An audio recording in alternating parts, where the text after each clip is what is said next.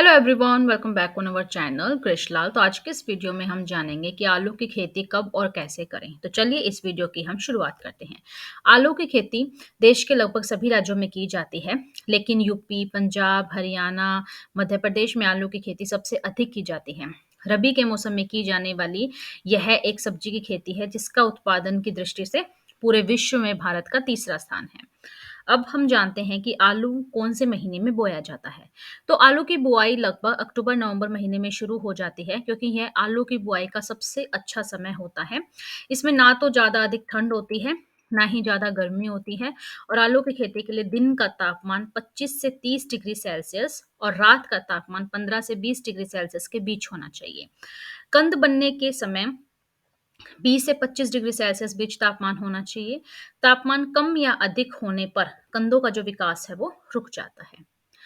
अब हम जानते हैं कि आलू की खेती के लिए भूमि का चयन हमें किस प्रकार से करना चाहिए। वैसे तो आलू की खेती सभी प्रकार की मिट्टी में हो जाती है, लेकिन अच्छी निकासी वाली दोमट या फिर बुलई दोमट मिट्टी, जिसका कि पीएच मान 5.5 से लेकर 5.7 के बीच वाली मिट्टी को सबसे उपयुक्त माना गया है। आइए जानते हैं कि आलू की फसल के लिए खेती की तैयारी हमें किस प्रकार से करनी चाहिए। ट्रैक्टर चालित मिट्टी पलटने वाले डिस्क प्लाऊ या फिर एमबी प्लाऊ से एक बार जुताई करें। फिर डिस्क हैरो से एक बार जुताई करने के बाद कल्टीवेटर से दो जुताई एक साथ करें। आवश्यकता पड़ने पर खेत की जुताई करें।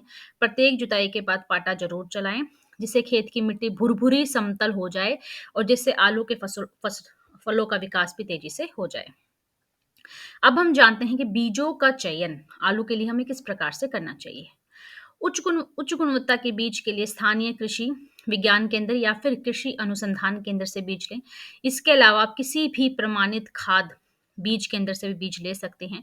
बुआई के लिए बीज का चयन करते समय सबसे पहले सड़े गले कंदों को अलग कर देना चाहिए और बुआई के लिए पूर्ण रूप से अंकुरित कंदों का ही प्रयोग करना चाहिए।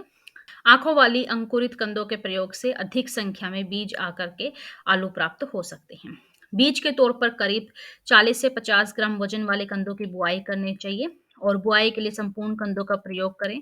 संपूर्ण कंदों की बुआई से प्रत्येक कंद से एक ही पौधा निकलेगा। अगर कंद का आकार बड़ा है तो इसे काट कर प्रयोग में ले सकते हैं। कंद को काटकर बुआई करने से उपज में वृद्धि होगी, लेकिन यदि कोई कंद रोग से संक्रमित है तो आलू को काटने के लिए प्रयोग किए जाने वाले चाकू से अन्य कंद भी रोग से प्रभावित हो सकते हैं। इससे बचने के लिए कंद को काटने के लिए चाकू को अच्छी तरह कीटाणुनाशक के घोल में डुबोने के बाद ही प्रयोग करें। अब हम जानते हैं कि आलू की बुआई की विधि किस प्रकार से हमें करनी चाहिए। आलू की बुआई अन्य सब्जियों की फसल से एकदम अलग होती है। आलू की बुआई करते समय कतार से कतार और पौधे से पौधे की दूरी और गहराई का हमें विशेष ध्यान रखना चाहिए। आलू का बीज कम गहराई पर बोना चाहिए, तो उसके सूखने की संभावना बनी रहेगी। अगर बीज अति गहराई में बोया जाएगा तो उसके सड़ने की संभावना रहेगी। आलू की बुआई करते समय कतार से कतार के बीच की दूरी 50 से 60 सेंटीमीटर तथा पौधे से पौधे की दूरी 15 से 20 सेंटीमीटर रखें। किसी भी ट्रैक्टर चालित मशीन से आलू की बुआई कर सकते हैं। आलू की फसल में खरपतवार नियंत्रण हम किस प्रकार से कर सकते हैं।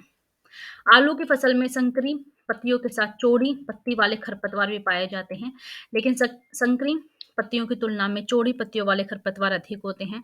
अगर आप आलू की खेती कर रहे हैं तो आपके खेत में बथुआ, मेथी, सेंजी, वन सोया, हिरन खुरी, बन प्याजी, बन गेहूं, जंगली जई, चौलाई, कृष्ण नील, मकोए, दूब घास, पत्थर चट्टा, कासनी, अंकरी आदि खरपतवार की समस्या ज्यादा होती है। समय रहते अगर इसे नष्ट नहीं किया गया तो फसलों की पैदावार एवं गुणवत्ता में भारी कमी आ सकती है। खरपतवार पर नियंत्रण के लिए कुछ समय के अंतराल में निराई गुड़ाई करते रहें। खरपतवार को निकलने से रोकने के लिए बुआई के 1 से 3 दिन के अंदर प्रति एकड़ खेत में 200 लीटर पानी में 700 मिलीलीटर पेंडिमेथिलीन और 38.7% CS मिलाकर छिड़काव करें। इसके अलावा आप प्रति एकड़ में 200 ग्राम एट्राजिन का भी प्रयोग कर सकते हैं और इसके प्रयोग बुआई से 2 से 3 दिन के अंदर करें और फसल के अंकुरण से पहले करें।